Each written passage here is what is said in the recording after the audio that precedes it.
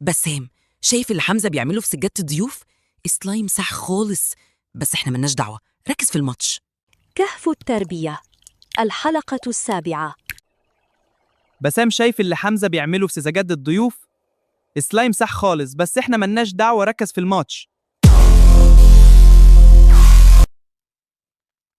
أحسن، خليه يبوظها عشان ماما تزعقله هو وتاخد منه المصروف، وإحنا نطلع منها زي الشعرة من العجين. الله، سلايم بيموت قوي وبيمسك في السجادة كأنه بيحضنها. أنا هعمل منه بيت كبير للديناصور بتاعي هنا.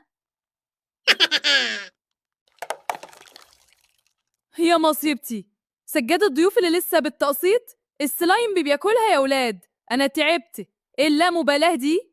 احنا ملناش دعوة يا ماما، ده حمزة، فاضلنا نتحايل عليه ونقول له عيب كده يا حبيبي السجادة هتبوظ وهو ما بيسمعش الكلام. والله يا ماما، قلوبنا كانت بتتقطع على السجادة، بس احنا عارفين اننا مينفعش نضربه، فقلنا نستناكي تتصرفي معاه.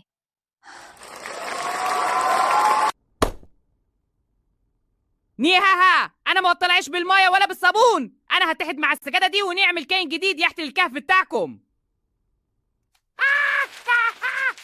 حاولوا تشدوني هتلاقوني بلزق اكتر. انا اللزوجه التي لا تقهر. السجاده دي بقت بتاعتي خلاص يا استاذه ساره. وسعوا لخبير الكوارث. معلش يا سارة، طالما المية مش بتنفع يبقى الحل السحري من المطبخ. الخل الأبيض هو العدو الأول لوحش السلايم. شايفة يا سارة؟ الخل بيفكك المادة اللزجة في ثواني. السجادة هترجع جديدة كأن السلايم ده مجاش هنا أصلاً. انتوا مفكرين انكم براءة عشان مش انتوا اللي بوظتوها؟ السكوت على الغلط غلط أكبر. احنا في مركب واحدة يا ولاد. لما تشوف أخوك الصغير بيعمل كارثة وتتفرج عليه ببرود، تبقى شريك معاه في الكارثة دي. كان لازم تمنعوه أو تندوني. القعدة التانية، اللعب صلصال، السلايم أو الألوان ليه مكان واحد بس، على الترابيزة وفوقيها مفرش بلاستيك، مش على سجادة ضيوف. أنا آسف يا ماما إني سبت حمزة يبوظ الدنيا عشان ماليش دعوة. أوعدك المرة الجاية هبقى أنا الرادار بتاع البيت. خلاص يا بابا، هلعب على الترابيزة، بس هو السلايم اللي لزقته في شعر مهند وهو نايم امبارح هيطلع بالخل برضو؟